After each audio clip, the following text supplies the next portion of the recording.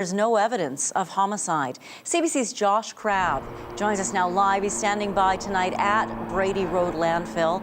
I understand, Josh, First Nations leaders gathered there with Beardy's family. How are they responding to this news?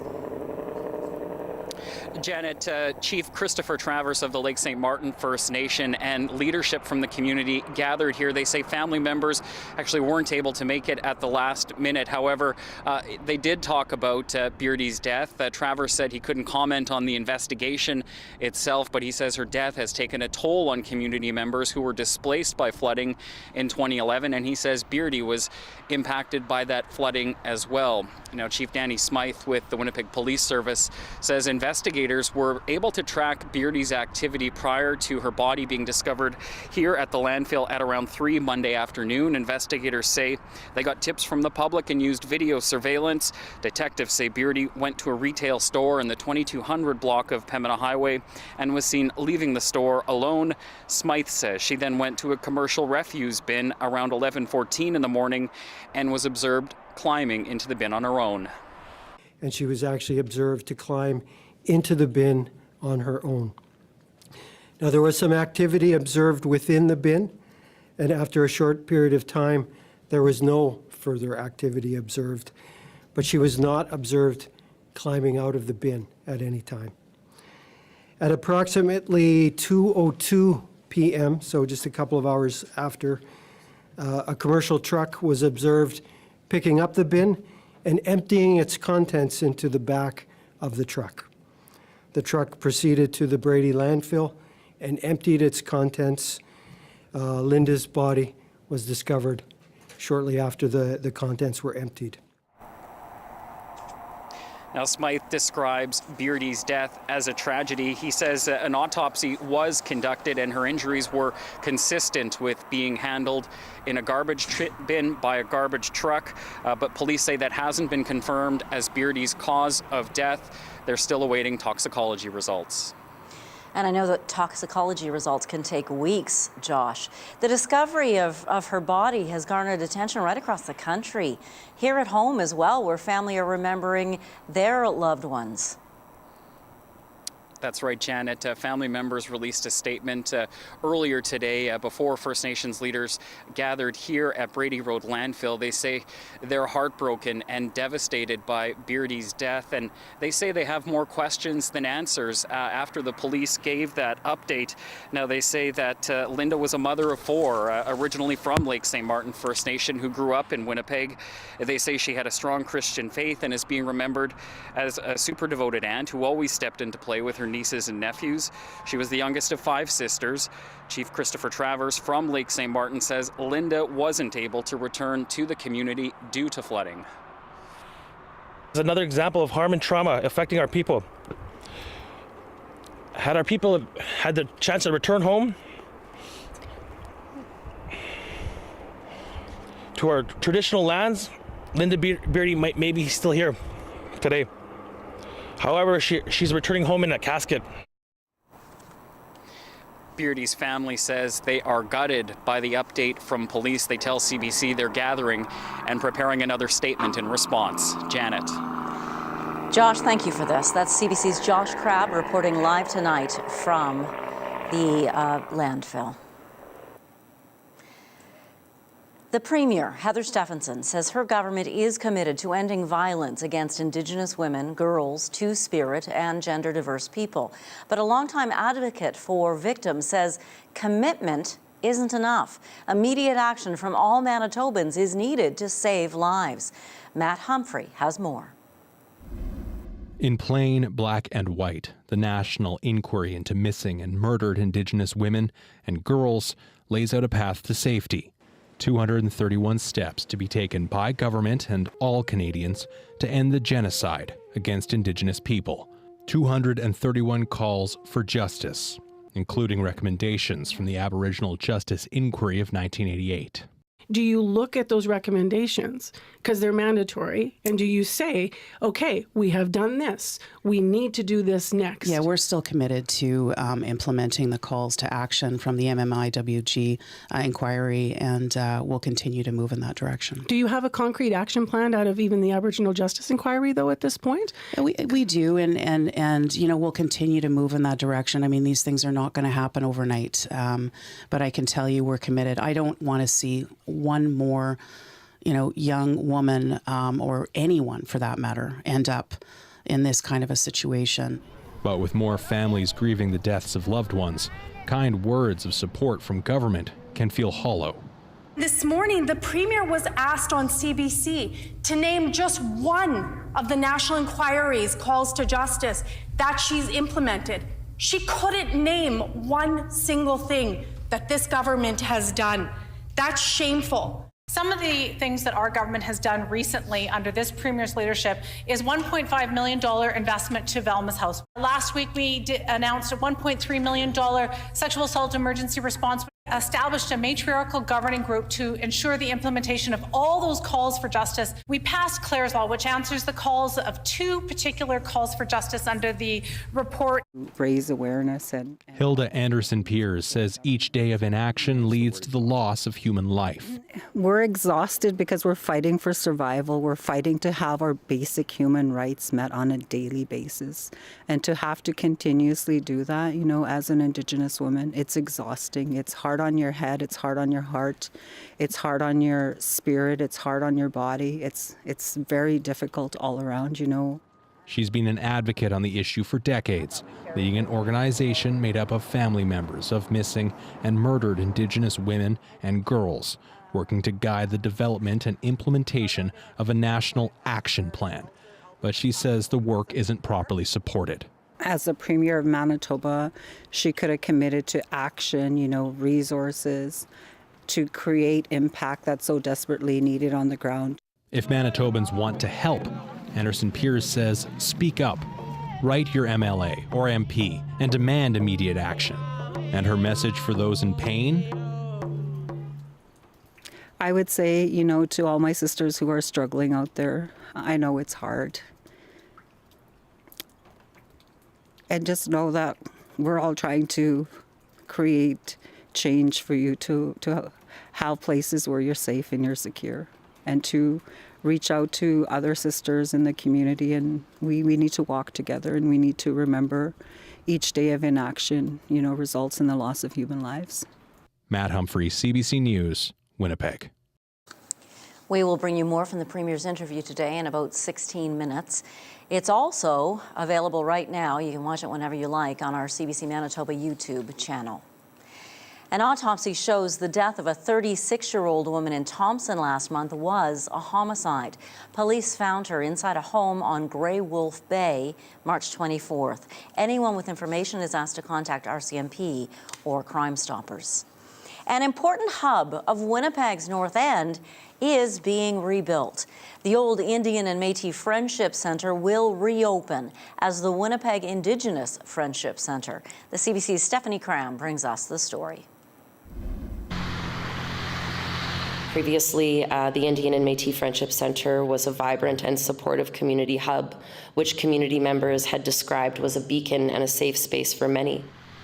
And now that safe space will return, but not before the building on Robinson is torn down and replaced by a new centre that includes offices, elder residencies, and most importantly, a youth drop-in centre. We are pleased to share that as we move to reopen the centre, we will be reopening the youth drop-in centre as the Joseph Beeper Spence Drop-in Centre.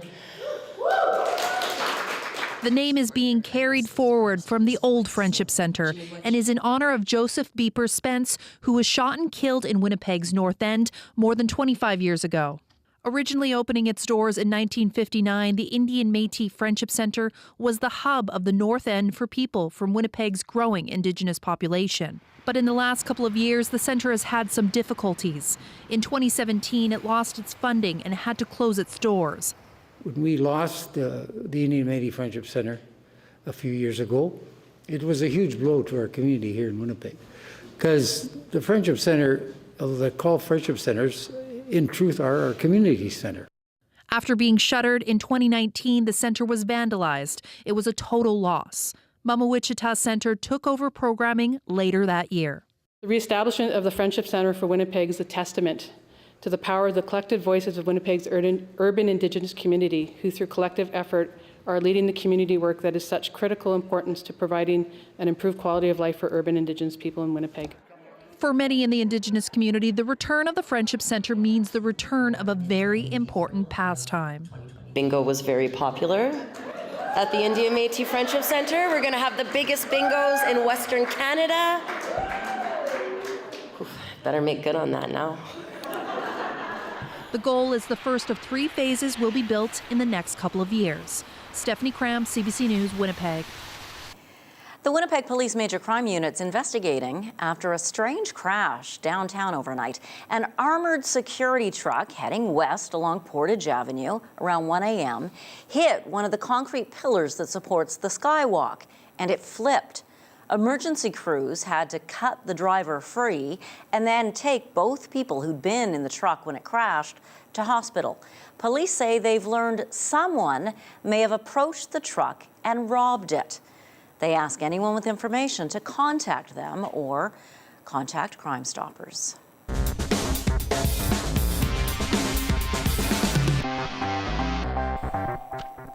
The City of Winnipeg has spent the last decade trying to decide what to do with its golf courses. Keep them, sell them, or redevelop them. A new report lays out options for the city's 11 courses. As CBC's Cameron McLean reports, some people want the city to make better use of its green spaces during the winter months. Oh, it's not like spring skiing. Andy Dwillow has been skiing for more than 40 years. One of his favorite spots is here at the Windsor Park Golf Course. This is really convenient. It's got lights. It's beautifully groomed. It's really a little treasure we have here. The trails are maintained by the Windsor Park Nordic Center. It's the only urban cross-country ski center in the city, something Floyd Rochelle would like to see more of. You can always have more. Yeah. Like you know how they used to have community skating rinks in neighborhoods for the kids to skate on. They could do the same thing for skiing. The city of Winnipeg hired a consultant to study alternative uses for its golf courses. While the report doesn't make any specific recommendations, it calls for the city to explore ways to better use the courses in winter. The Winnipeg Trails Association runs ski courses at the Southwood Golf Course. Executive Director Andrew Swanson told the city's property committee they'd like to see the sport grow. We'd like to see connected networks of winter trails, using the rivers, using the golf courses, and more access to equipment for families, because every time we've done it, it's been so popular we can't keep up. Committee Chair Sherry Rowland says it wouldn't take much for the city to embrace its image as a winter city. All it would take is some equipment and a little work. These are small, sometimes investments. It can be 10 to 15,000, sometimes 40,000, depending on what you're looking at. But small investments in the context of the active lifestyles and the health of the city. The city report does not recommend selling off any of the city's golf courses. It aims to find ways of making use of the city's outdoor spaces year-round. Cameron McLean, CBC News, Winnipeg.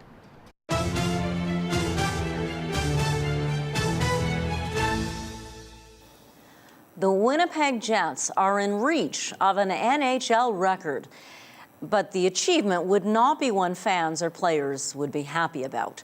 Bartley Kivas looks at what could be a historical crash landing for the Jets. Backhand by Lewis is turned away. Play back in front, they scored! This go-ahead goal for the Calgary Flames last night turned out to be a game winner against the Winnipeg Jets. The two teams are now tied in points and fighting for the last playoff position in the Western Conference. For the Jets, this has been an enormous slide. Winnipeg was first in the Western Conference in the middle of January. 2.5 months later, they've slid down to 8th.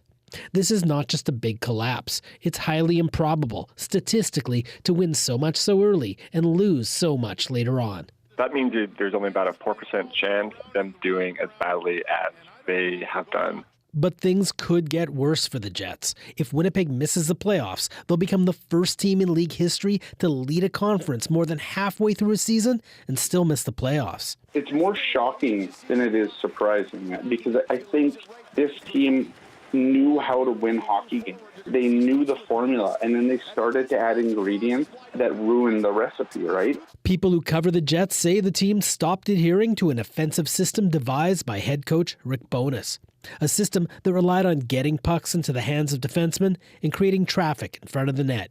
The kind of game they were playing earlier on in the year that brought them success isn't how a number of players on this team want to play. They want to play a certain kind of game, and that game is leading to the problems that they're having right now. Why some Jets abandoned the system is something of a mystery. There have been questions about cohesiveness and the resilience of the team's core. The Jets declined to comment on the potential for setting a new record for a single-season collapse. They could still make the playoffs. They have 4 more games left, while Calgary has only 3. Bart Lekivas, CBC News, Winnipeg.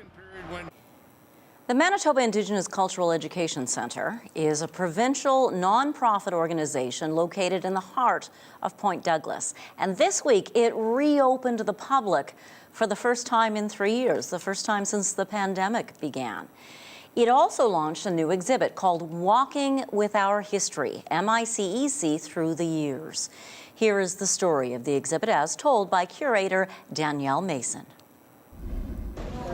Being able to curate such a place is just something I never thought possible. We're launching the first exhibit of 10. This one is titled Walking with Our History, MICEC Through the Years.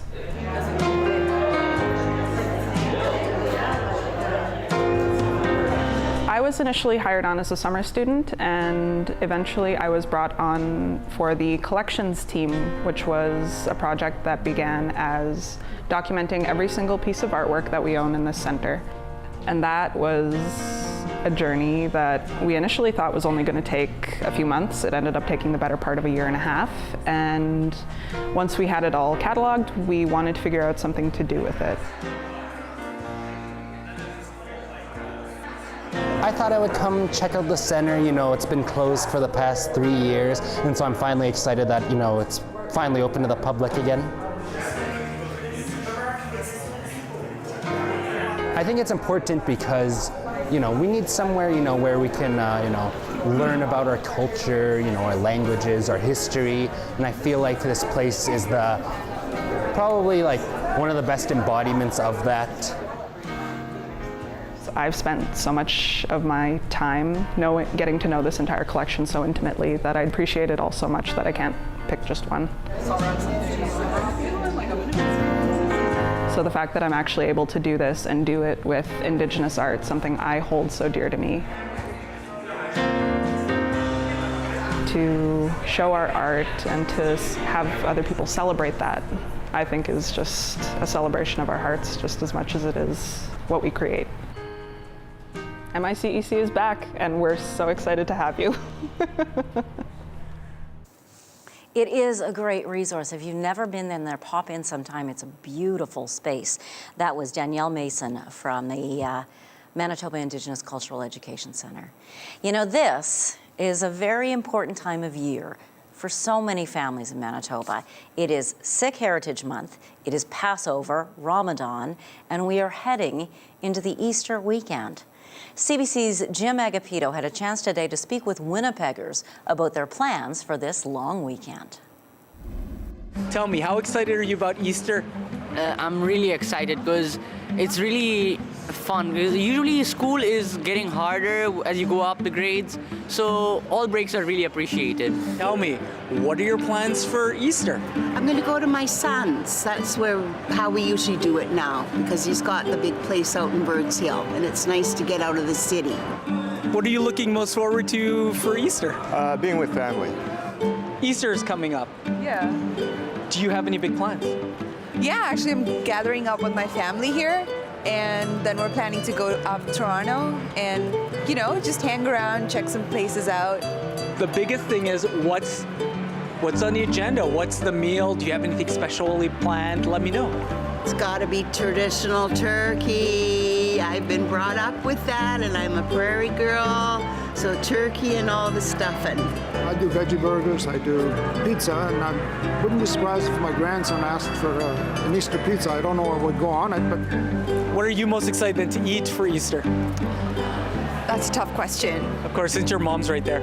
I know, since she's right there, I'd say the sweet she's gonna make, the Kaju Country sweet, that's made out of cashews. Yeah, I'm gonna be looking forward to that. What would your ideal then, if you were to have an Easter dinner? Obviously you want to share with people, so what would be the ideal dinner? I don't know. Probably like ham, potatoes, salad. Back home we always did steak for Easter, so that's what I would want. What's on the menu? Easter ham. There'll be Brussels sprouts, potato casserole, and it's a kind of a potluck. So I'm not sure what else is going to be on the table.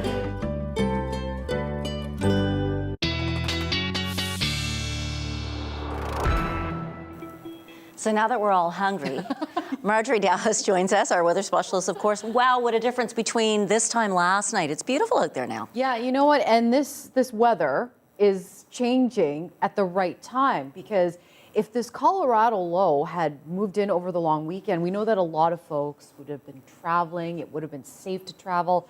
But we've got it out of the way, and we've got a quiet long weekend ahead of us weather-wise. But first, let's talk about some snowfall totals. We did see quite a bit of snow in parts of southern and southeastern Manitoba.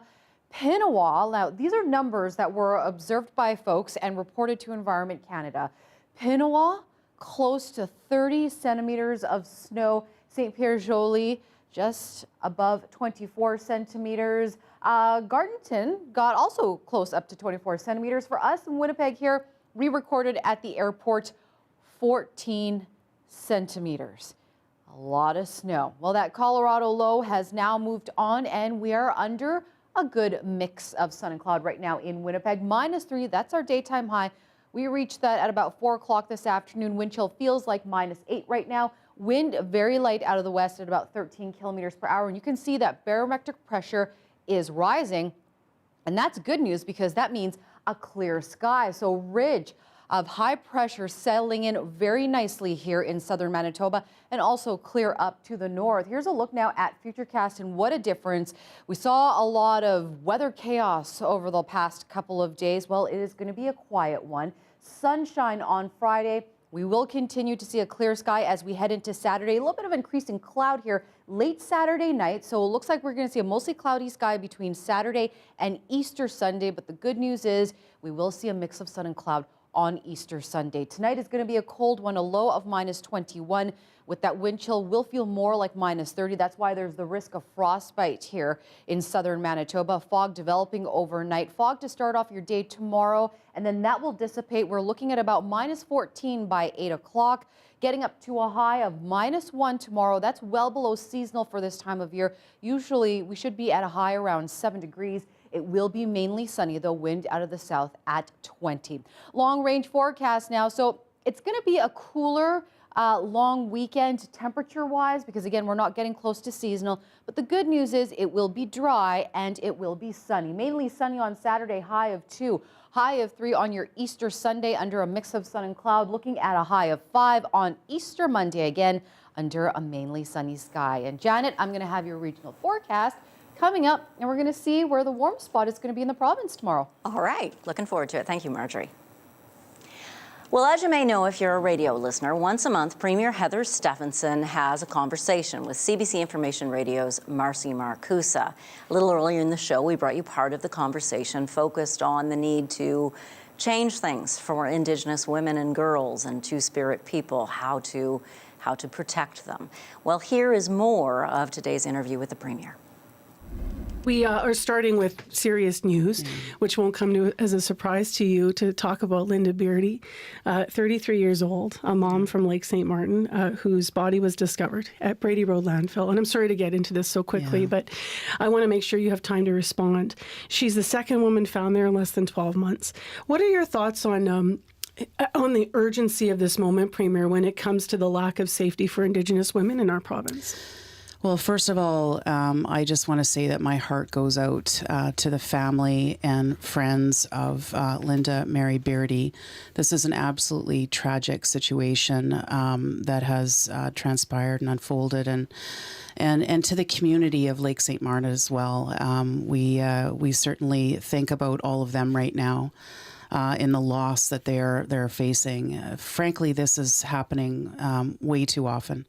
We don't like to see this at all. And, it's important that we are taking action and working together as a community and with other levels of government. And I know we have recently partnered and set up an integrated missing persons response unit to ensure with the police to ensure that we're taking action on that part. But I can tell you, as a mother, this is one of the most tragic situations that a mom can face or that parents can face.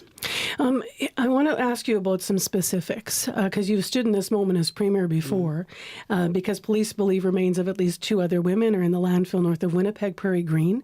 That feasibility study, listeners might recall, we're expecting out in about 4 to 6 weeks. I'm wondering whether or not you will commit to a feasibility study of the Brady Road landfill, given the news this week. Is that something you'll commit to? So certainly we're in discussions as well with the city of Winnipeg, with the police. This is an ongoing investigation, and so we need to be careful not to, to jeopardize that in any way at all. So again, we'll have those discussions moving forward with various officials, different levels of government, of course.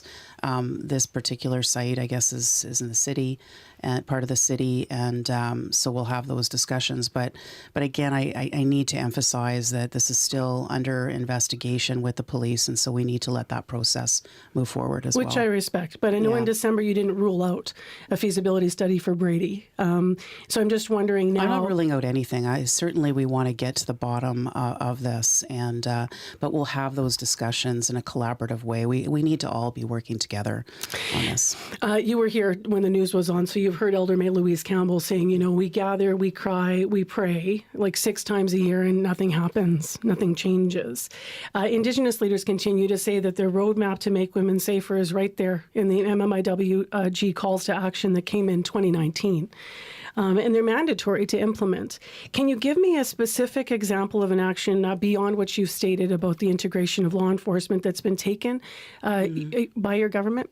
So you mentioned May Louise Campbell, and May Louise is part of the Clan Mothers. And the Clan Mothers have come up with a healing village to help with these vulnerable women in the community. And we are the only level of government that has funded that organization. And I've actually been out there. It's a place right outside of Winnipeg, just north of Winnipeg, near it's right on actually Lake Winnipeg, a beautiful spot. And I can tell you I've been there for sort of the opening of the land there, and been there with the Clan Mothers. They do incredible work, and so certainly we will continue to support them in their efforts. I think the important thing here is that they know best how to help women and children. But they've told governments, right? Like they've told your government, they've told the federal government. It's on this document. It came out 4 years ago now. What to you talked about the urgency of this moment, that something has to be done. So what's next? What's the next call to action when you look at that list that you can commit to? But part of that, again, is what I'm talking about, is working with the Clan Mothers, working with May Louise and other elders in the community who know best how to help their children. And I think it's supporting them in their efforts, and we will continue to do that. I guess what I'm getting at, just as a last question here, is do you look at those recommendations, because they're mandatory, and do you say, okay, we have done this, we need to do this next? Yeah, we're still committed to implementing the calls to action from the MMIWG inquiry, and we'll continue to move in that direction. Do you have a concrete action plan out of even the Aboriginal Justice Inquiry, though, at this point? Yeah, we do, and we'll continue to move in that direction. I mean, these things are not going to happen overnight, but I can tell you we're committed. I don't want to see one more, young woman or anyone for that matter end up in this kind of a situation. And, my heart goes out to the family, the community, and this is a tragic situation. This is the 5th anniversary of the Humboldt bus crash. Coming up, we look at what's changed since that devastating day. You're watching CBC Winnipeg News.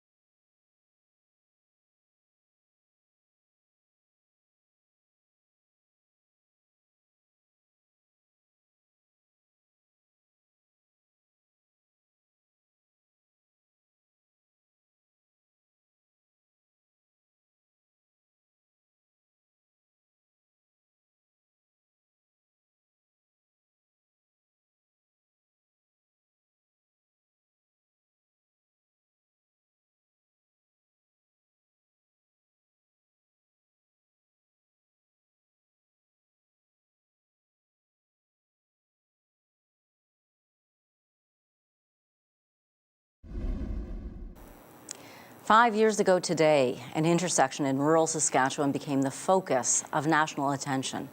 The grief that followed news of a deadly collision there was felt across the country. A truck had hit a bus, and on that bus was the Humboldt Broncos junior hockey team. It was late afternoon. A truck missed a stop sign. The bus was toppled onto its side. 16 people were killed.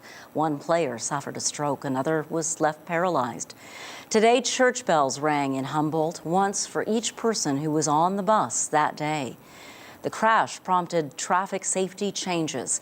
Sam Sampson looks at how effective they've been. Carol Bronze knows her limits. When she watches Humboldt hockey, she sits on this side of the ice. I don't like seeing the players' bench. Why not? Because she's not there. Her daughter Dana was the athletic therapist for the Humboldt Broncos in 2018. The whole team was driving to an April playoff game when their bus crashed into a semi that ran a stop sign. 16 people died. The novice semi-driver, Jaskirat Singh Sidhu, had 3 weeks of training and supervision. The tragedy forced trucking standards into the spotlight. At the time, only Ontario required drivers to take training before getting a license. That still isn't the case everywhere. Today, 6 jurisdictions require training before testing. 5 tell CBC training will be mandatory. New Brunswick is looking into it. Nunavut has optional training, but trucking licenses there aren't valid anywhere else. Every area in Canada has entry-level training available. The training was standardized in 2021, but there are still huge differences across the country. I hired somebody from a different province. He was trained to be an instructor. He was worse than one of the students that I had. But more rules means more time and costs to fill Canada's driver shortage. Without enough inspectors, advocates worry shady schools cut corners to fill labor gaps. There has to be a fear of getting caught if you're breaking rules and regulations, and there just isn't enough of that fear out there right now. You can have prayers and thoughts all you want, but unless you're willing to do something to back it up. I know that sounds very cynical, but it's the truth. Bronze's mission to make roads safer keeps her going on her hardest days, like next month, when she'll mark Dana's 30th birthday without her daughter. Sam Sampson, CBC News, Humboldt, Saskatchewan. Canada's economy stayed strong last month after adding 35,000 jobs, 3 times more than what many economists had expected. According to the latest data from Statistics Canada, the unemployment rate nationally held steady at 5% in March. That's low, but it's even lower in Manitoba, 4.7%. Nearly all of the new jobs were in the private sector. The service sector, including transportation and warehousing, saw a hiring surge. On the other side, natural resources and construction industries lost thousands of jobs. In March, the average hourly wage was just over $33. That's up more than 5% from the same time last year. Tens of thousands of protesters took to the streets in France again today after failed talks between the government and unions fighting changes to the country's pension system.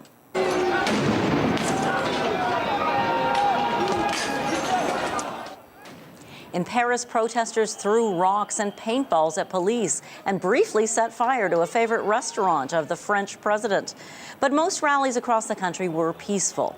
The crowds half the size of previous events. This is the 11th national rally against the changes in the last 3 months.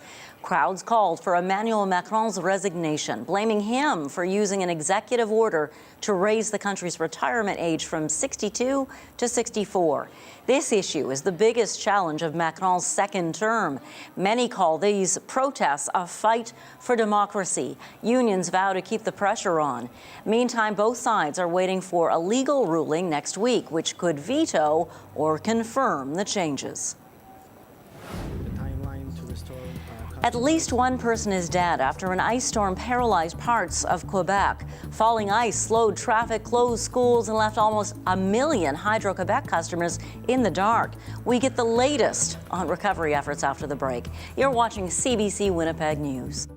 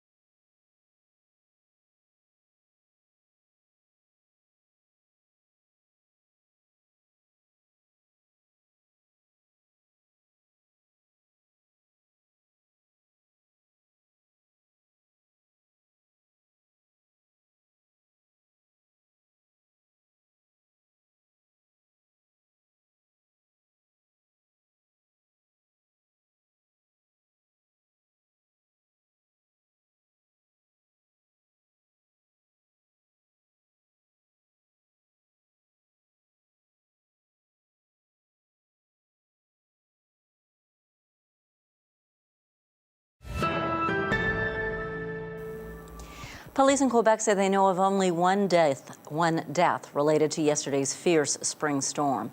A man in his 60s crushed to death by a falling tree branch.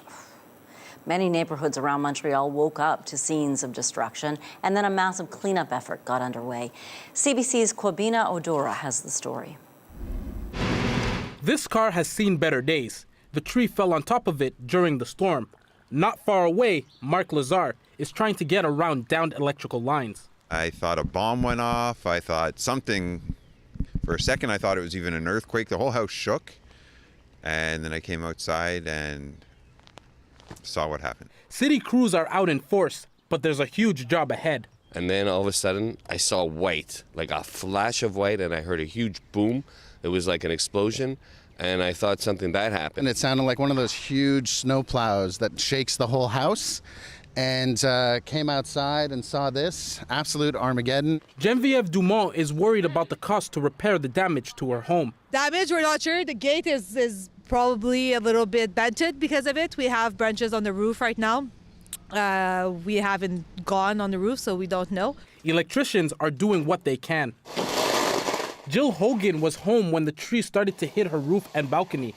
Today, she spent her time cleaning her front lawn. Branch came down across the street, hit that car, another one on that car. And so, yeah, you start to wonder, how bad is it going to get? Her neighbor stepped in to help. It's fun. It's a way to meet your neighbors when there's stuff like this happening. As hydro crews and city crews work to clean streets and fix the power lines, some local residents are just trying to salvage what's left of their cars.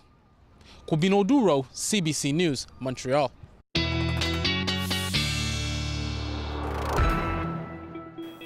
And Marjorie, you say that's part of the same system that brought us the snow? Yeah, that Colorado low, when I showed you yesterday on the satellite radar, you could just see how massive it was. We were on the north part of it, so we got to see the snow, but for parts of southern Ontario, as we saw there, Quebec, and also parts of the U.S., it came in the form of rain, freezing rain, and we did see that there were some twisters reported south of the border. This is just a massive, massive system, all due to that Colorado low.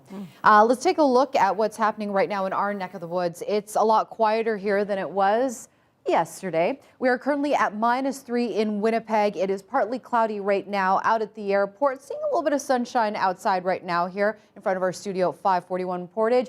-1 at the Forks, and it's sunny pretty much all around the province right now. Brandon currently at -2. We've got zeros in Dauphin and Swan River. Sunshine up north. Look at that, 4 degrees in Lynn Lake right now. It's warm for you. 2 degrees right now in Thompson, 0 in the Paw, -13 in Churchill. Northwestern Ontario, there is the chance for you, a 40% chance of some light flurries this evening. That will start to taper off this evening if it does happen. And then you're going to see a clearing sky overnight, but cold. Looking at a low of -13 in Kenora, overnight -16 in Fort Francis. There is the risk of frostbite overnight here in southeastern Manitoba, the Red River Valley, because it's going to be a mainly clear sky tonight. -17 the overnight low in Emerson, -16 in Steinbach as well. Fog developing overnight. Also fog developing in parts of southwestern Manitoba. Overnight low of -18 in Brandon, -17 in Portage, -14 in Morden. Again, risk of frostbite. Up north, you're looking at partly cloudy to mainly clear skies overnight. Risk of frostbite in Churchill at -20, an overnight low clearing in Thompson, a low of -13, and then we have -14 overnight in Flin Flon. The north tomorrow, going to be the warm spot here in the province, and look at these daytime highs. We're looking at highs of 4 in Thompson, Flin Flon, Lynn Lake, and the Paw. Sunshine there, 0 in Churchill. Starting off the day with some fog for you there. That will dissipate late in the morning. We're looking at fog to begin here in southern Manitoba. Sunshine, 3 degrees the high in Dauphin, -1 for you in Brandon. Here in Winnipeg and parts of the Red River Valley, we're only looking to get up to a high of -1. Starting off the day with some fog, that will dissipate, and then we're looking at a mainly sunny sky. Northwestern Ontario, highs of 2 to 3 degrees under a mainly sunny sky. Your extended forecast coming right up, Janet. Thank you, Marjorie.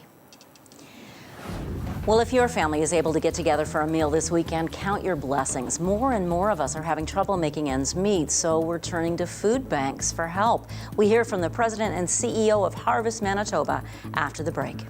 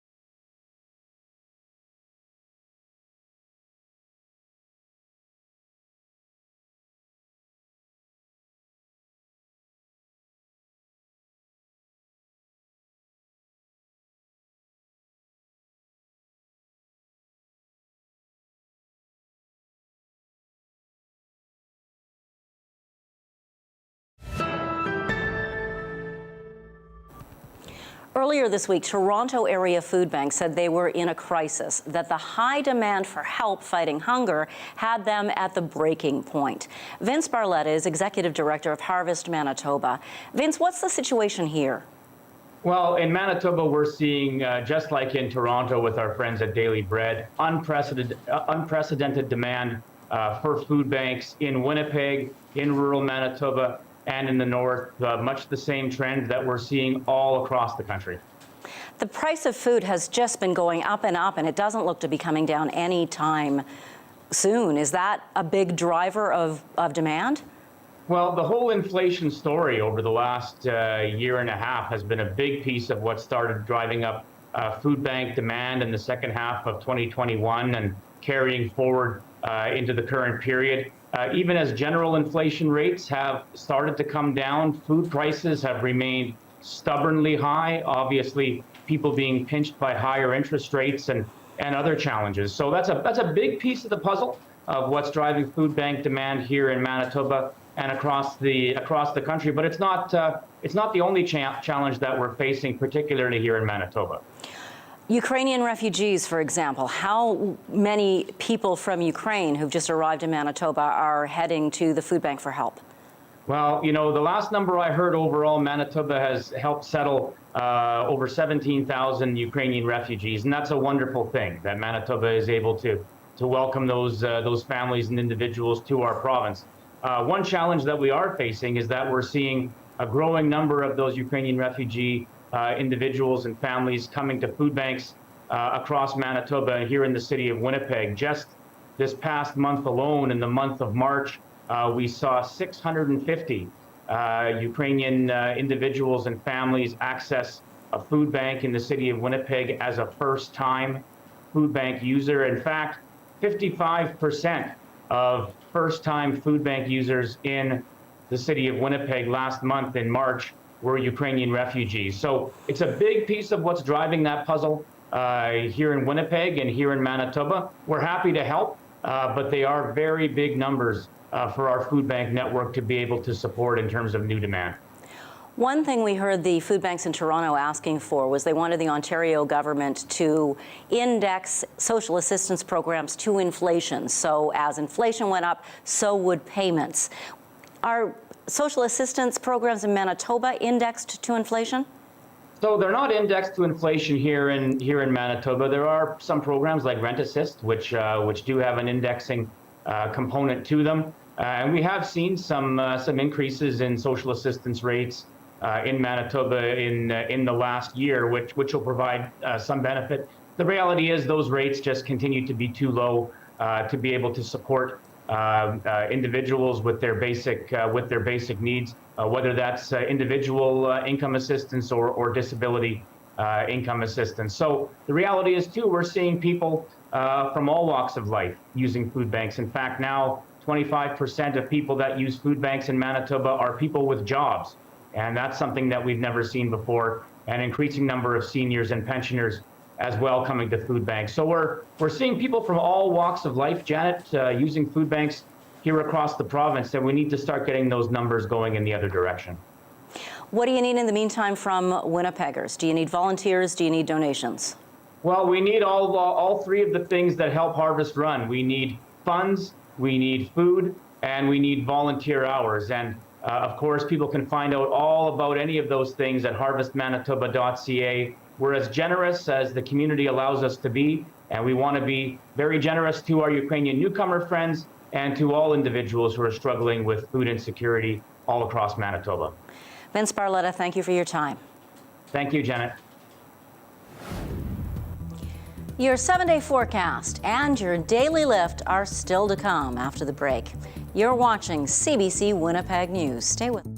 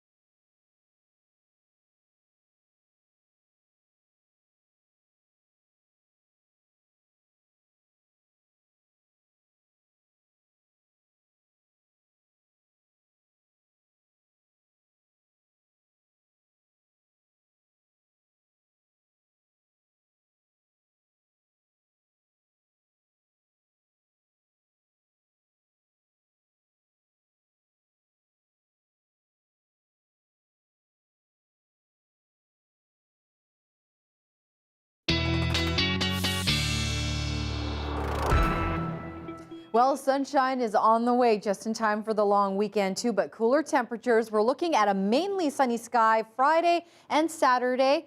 3 degrees, the expected high on Saturday, 3 on Easter Sunday under a mix of sun and cloud, and then temperatures will start to warm up from there. Look at that, Janet. Double digits, possibly on Wednesday under a mainly sunny sky. Possibly. Things change. Well, we had this storm that has just rolled out, and we know that lots of people found themselves stuck in heavy snow this week. And you know what? Getting around in this is also hard on some animals, too. Oh, absolutely. There was a man that Marjorie actually learned of, Ryan Steele. He was driving to work in Neighbourhoods yesterday when he came across a newborn calf that needed help. Here's your daily lift.